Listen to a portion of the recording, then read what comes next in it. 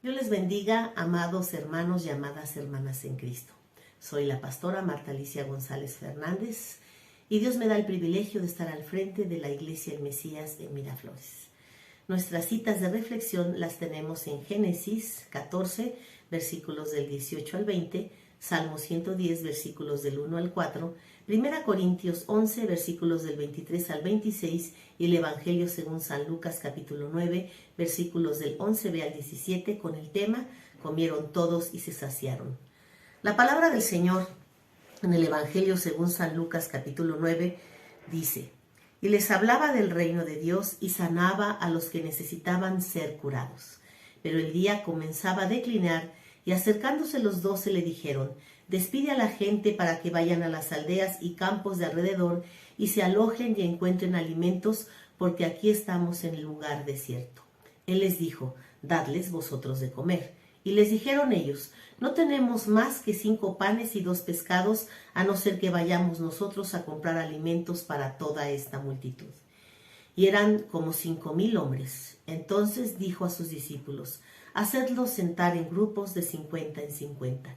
Así lo hicieron, haciéndolos sentar a todos. Y tomando los 5 panes y los 2 pescados, levantando los ojos al cielo, los bendijo y los partió, y dio a sus discípulos para que los pusiesen delante de la gente.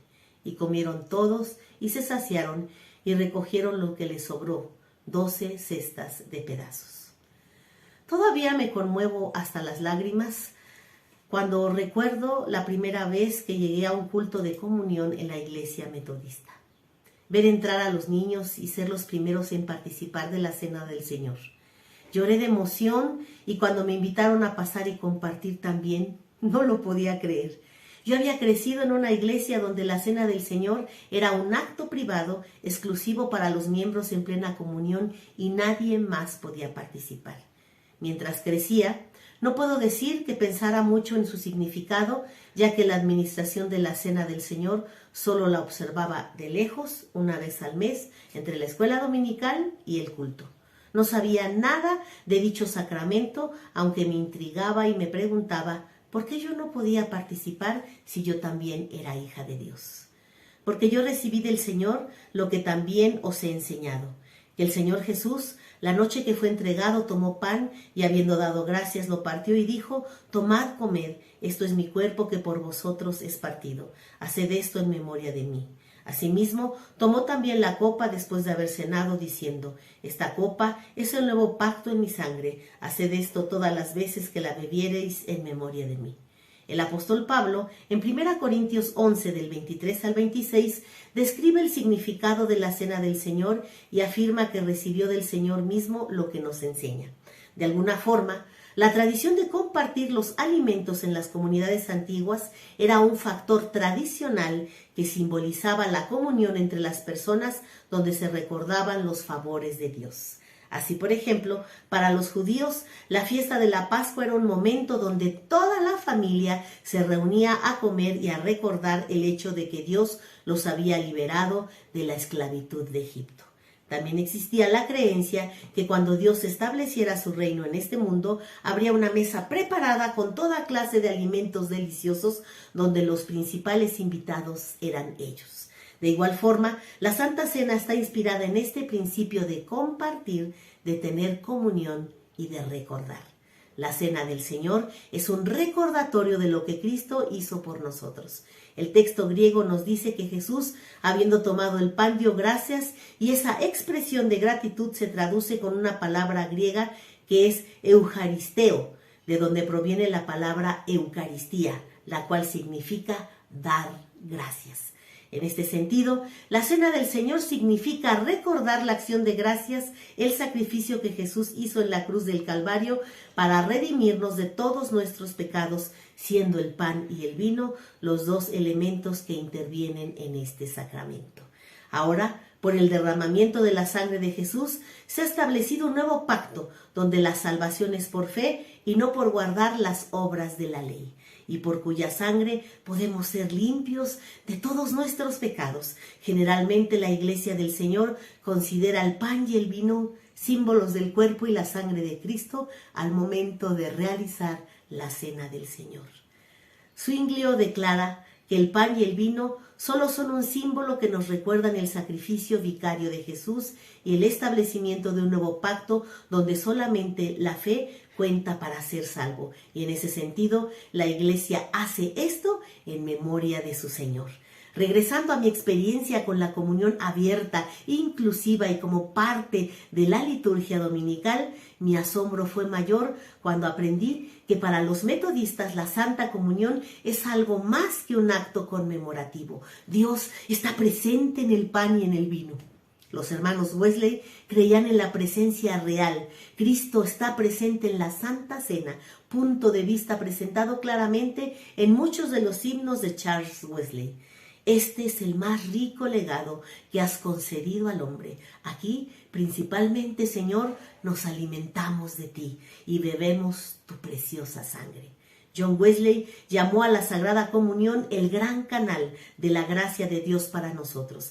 La gracia es nada menos que el poder y el perdón hechos posibles por la presencia misma de Dios con nosotros. El avivamiento y la Santa Cena van de la mano. Es por eso que John Wesley promovía la comunión tan a menudo. Escribió que es el deber de todo cristiano recibir la cena del Señor tan a menudo como pueda. Precisamente porque creía que cuando recibimos a Cristo, nuestras vidas son transformadas.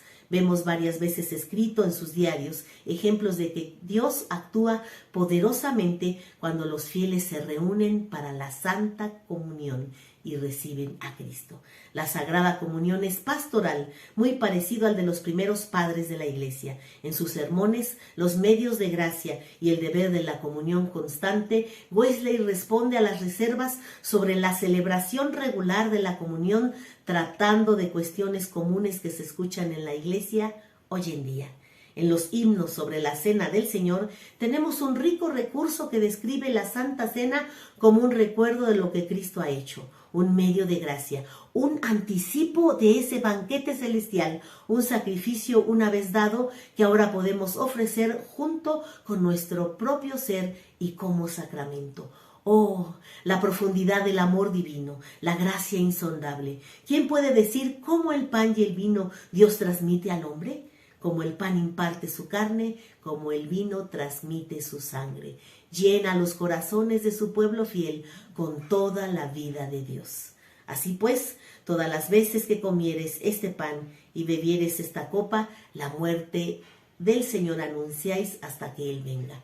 La Cena del Señor es un anuncio de su muerte hasta que Él regrese. Por un lado, al practicar la Cena del Señor, estamos anunciando al mundo la muerte de nuestro Señor Jesucristo. Pero por el otro lado, le estamos recordando que también Él regresará por su amada Iglesia. Hace más de 2000 años, en una fiesta de la Pascua, Jesús celebró con sus discípulos la cena y dijo que ya no la celebraría con ellos porque tenía que partir de este mundo. Pero prometió que un día regresaría y volvería a celebrarla con todos aquellos que hemos creído en su nombre, y posiblemente este momento será cuando todos estemos en su presencia en las bodas del Cordero. Sin embargo, mientras ese día llega, sigamos como Iglesia celebrando la Cena del Señor, recordando sus padecimientos con acción de gracias y anunciando hasta el mundo su muerte hasta que Él venga, compartiendo nuestra mesa, alimentando a todos, saciando su hambre espiritual y recogiendo la abundancia que Dios da como respuesta a nuestra disposición de compartir con todos. Celebremos como familia, reunámonos a comer y a recordar el hecho de que Dios nos ha liberado de la esclavitud, del pecado y de la muerte. Mi esperanza es que sigamos aprendiendo acerca del significado y la centralidad de la Santa Comunión. Oremos. Amoroso Dios, cuántas gracias te damos por Jesucristo nuestro Señor, quien dio el pan de esta manera, formando un pueblo, comunidad, que acoge y que le participa a todos el don de la vida, mismo que se dio a sí mismo en la muerte por muchos y a quien continúa presente con sus discípulos cada vez que repetimos este gesto en su memoria. En este día, Señor, te pedimos por los millones y millones de personas que padecen hambre, mientras otros desperdiciamos toneladas de comida en nuestras casas y en los restaurantes. Por los padres angustiados que no saben qué comerán sus hijos hoy porque no tienen trabajo o no les alcanza lo que ganan pese a las horas y horas de arduo trabajo. Ayúdanos a ser consistentes de que podemos ayudar en algo para que niños y familias no se queden sin comer. Te rogamos también por los millones y millones de niños y mujeres, hombres, Te rogamos también por los millones y millones de niños, mujeres y hombres con hambre de paz, de igualdad, justicia, respeto y de tantas otras carencias. Alcanza a los acaparadores y explotadores, esos que tienen más, pero que piden como si no tuvieran, por los que roban los recursos públicos de programas sociales y se aprovechan de la desgracia ajena. Haznos una comunidad consciente, solidaria, empática y proactiva, mostrando la capacidad de Jesús que tiene para solucionar las necesidades fundamentales de su pueblo, recordando que todos fueron acogidos en su mesa, comieron todos y se saciaron. Amén.